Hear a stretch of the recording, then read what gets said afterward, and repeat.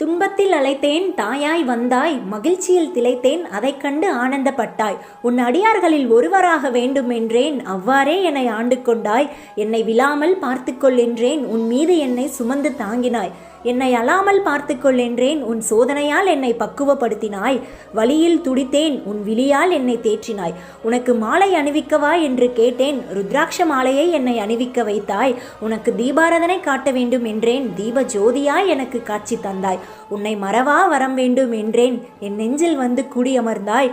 எப்போது என்னை பார்க்க வருவாய் என்று கேட்டேன், அப்போதே எனக்கு காட்சி தந்தாய். உன்னை புகழ்ந்து கொண்டே இருக்க வேண்டும் என்றேன், திருவாசகம் பாடு என்றாய். என் இன்னல்களெல்லாம் தீர வேண்டும் என்று கேட்டேன், தேவாரம் படிக்க வைத்தாய். கரும்பை விட இனியது எதுவென்று கேட்டேன், நம் இருவரும் உரையாடிக் கொள்வது என்றாய். தினம்தோறும் உன்னை துதிக்க வேண்டும் என்றேன், நமச்சிவாய எனும் நாமத்தை தந்தாய். மீண்டும் உன்னை எங்கே பார்ப்பேன் என்று கேட்டேன், உலகமே நான் என்று கூறி அருள்